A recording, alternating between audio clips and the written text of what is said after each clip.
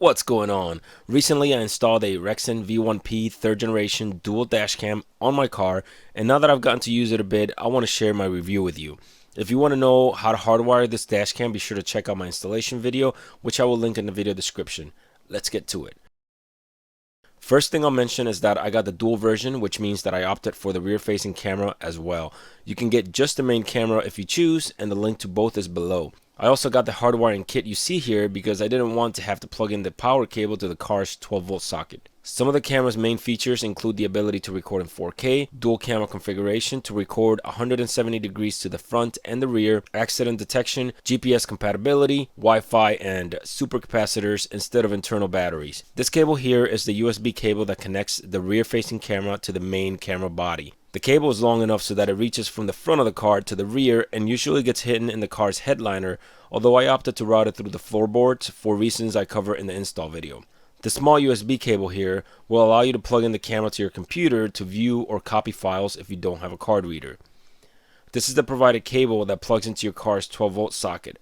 The camera uses a standard mini USB connector for power. The cable is long enough for you to route through your headliner and trim for a semi-permanent install if you want. But if, like me, you buy a hardwiring kit, then it's a good secondary cable to use in a different car or when using the camera in a different location. If you decide to get a hardwiring kit, this is what it looks like. It has a built-in fuse and it's long enough to go from the fuse box to your dash cam location. For hardware, you'll get 2 camera mounts, which is great because you can use one on your primary dashcam location and use another in a different vehicle or spot. You'll also get 2 strips of 3M tape, a few cable management clips, and a small panel removal tool to aid in the installation. Alright, so let me give you a tour of the camera and show you some of its functions. On this side right here, you can see a plug for the rear-facing camera and a plug for your GPS unit. GPS unit sells separately, but you can buy it and plug it in there and have full GPS capability from the camera. On the other side, you have a micro SD slot and right next to it a reset button and of course your power. If you flip it right here, you'll see your camera, which you can actually move so you can adjust the camera. So let me go ahead and turn it on. So now that the camera's on, it instantly starts recording, which is supposed to do that. On the top right, you can see the current recording time, below it, the resolution and the frames per second. Right there, it shows you the GPS. Right there, it shows you it's recording in a loop for 3 minutes. Right next to that, you can see that red blinking dot, which of course tells you that the camera's recording right now. Next to that, you can see that the camera's in video mode. That WDR means that the wide dynamic range is on. That's going to allow the camera to adapt to different light conditions. I really found no reason to leave that off, to be honest. It looks like crap when you leave it off. Below that, it shows you the exposure compensation settings. Right now I have it set to 0. I'll go over that in a minute. Right there, it shows you your microphone. That means that you're recording. If I hit this mic button right here, I could turn that on and off, just the audio. All right, next to that, you can see the date and the time, of course. You have your OK or select button. Record turns the recording on and off at will, so I'll go ahead and turn it off. So stop the recording, and of course, your menu button. It's a very useful thing about the camera. If you're recording and you're driving and you come across something that you want to remember, you could hit the OK button just one time right there to lock the file, and you can see that right there by that key that you see up on top. That's very useful because if you're recording, you have a large capacity card inside the camera and you're recording for hours and hours, it could be hundreds and hundreds of files, so it could be very hard to find exactly what file it was that contains whatever it is that you wanted to record and remember. When you do that, it takes that particular file and it puts it in a folder so it will not be overwritten by the camera, and it's very easy to find after the fact. So let me go in the menu real quick and show you a couple of the things that you can do with it. Very first thing, obviously the resolution. So let me talk about that for a second. If you just have this part of the camera right here, the Rexing V1P 3rd generation, if you just have that and not the dual configuration, then you can go all the way up to 4K. So 2160p at 24 frames per second. You can do 1440p, 30 frames per second, and on down. If you have both, if you have rear facing and forward facing, then the maximum that you can do is full HD, which is 1080p at 30 frames per second, both the front and the rear. So you're only going to get that 1440 or that 4K from this camera if you're only using the front facing or this camera right here. Loop recording is going to allow you to select between 1 minute and 3 minutes. Those are your only options. Exposure compensation. The camera obviously auto adjusts its exposure, but if you find that for whatever reason it's too dark or too bright, then you can go ahead and use this exposure compensation to fix that. You can go all the way up to 2 stops in compensation, so it'll be much brighter than what the camera automatically exposes the video for. And then you can do the same thing the other way and make it dark and underexpose it by 2 stops. For most people, you're just going to set that to 0 and leave it. Recording audio, that turns the audio on and off. Date stamp puts the date stamp on the bottom of the video. Gravity sensing sets the sensitivity of the sensor inside the dashcam that detects a crash. In the event of a crash, the dashcam will actually take whatever video is recording at that time and put it in a separate folder so that it is not overwritten by the dashcam. You can take your plate number, enter it on here, and then hard code it to the videos also. The next menu over allows you to turn the Wi-Fi on and off. I'll go over Wi-Fi in a second. And you can also set your date, time, and some other basic settings that you can kind of mess with that are not really incredibly important, except seeing the version of the camera. That's important because the very first thing you do when you buy this camera should definitely be checking this version right here against the firmware on the website. And if it's not the latest firmware on the camera itself, update the firmware on the camera. So by default, the camera is on video mode. If you want to put it in photo mode, long press this menu button, and that puts the camera in photo mode. This allows you to set all the settings as you would in a normal camera through the menus. If you long press again, it's going to take you to the playback menu. This is your playback menu right here. So you can scroll through all of the files in your dash cam, and you can actually review the file on the camera itself by just hitting the play button there. Okay, so rather than going through the menus, you can actually just turn on the Wi-Fi by long pressing the record button. So I'm going to go ahead and do that. And that's telling you that the Wi-Fi is turning on.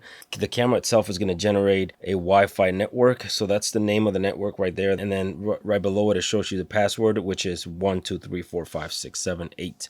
So after we install the application on our phones, we're going to go ahead and go to our Wi-Fi settings and go to that network. So there's the network right there. So I'm going to click on it. It's going to connect. Now I already connected to the network, so I don't have to re-enter the password. But if you didn't, then you'd have to enter the password, which is easy to do. Now I can hit on recorder, and it's going to show me what the camera is seeing. So there's a few things you can do from the app, although it's not bloated with unnecessary stuff. You can start and stop the recordings. You can go on the videos and you can actually just scroll through, find whatever video you want to watch. You can do the same thing for photos. I don't have any photos in there, but you can do the same thing for photos.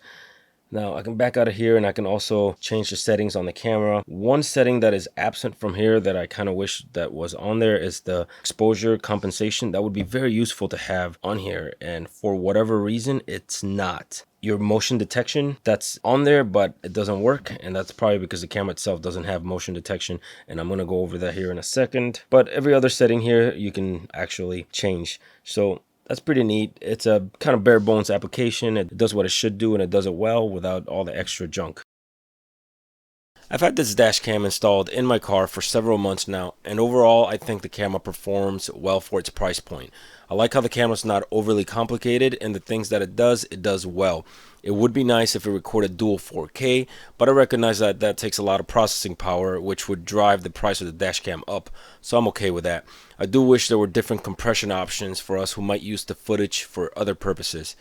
The dashcam uses supercapacitors, which means there's no internal battery. They did this to increase the reliability of the camera in the extreme temperatures that it can see inside the car. The capacitors provide enough power for the camera to finish saving the current recording and shut down properly, but it still requires power to run. This also means that if you want to wire the camera to continuously record even when you turn off your car, you have to install a battery discharge prevention device that can monitor your battery's voltage and cut off power to the dash cam when it drops below a certain threshold. The camera consumes very little power, especially if the screen is off, so it can record for hours before the voltage is cut off. So that's perfect to have continuous recording when your car is parked. It's important to buy a high quality class 10 micro SD card or you're bound to have issues.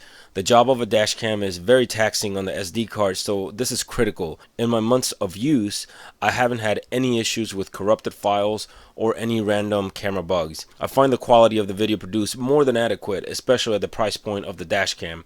As with most cameras, there is considerable windshield glare because of the angle of the lens and the distance from the glass. I wish they offered polarized filters for it to combat that, but the footage is still clear and more than usable. As you can expect with any camera, the quality of the video diminishes as it gets darker outside and the camera is forced to up the ISO and lower the shutter speed. Dash cams at this price point that advertise gimmicks like night modes are just trying to sell you snake oil.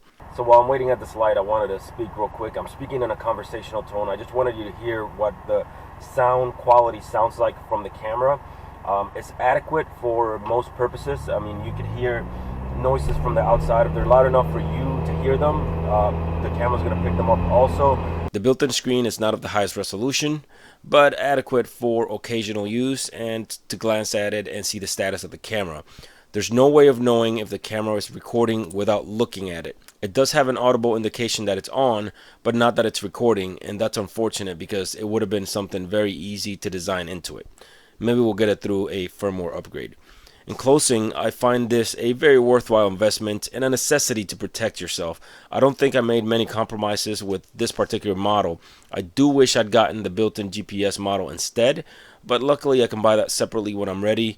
And unfortunately, because there's no motion detection built in, I will need a battery discharge prevention device to have continuous parking mode, which is far superior to motion detection because in the event of an issue, you will have complete coverage of the incident. If I missed something or you have any questions or comments, make sure to drop me a line in the comments section.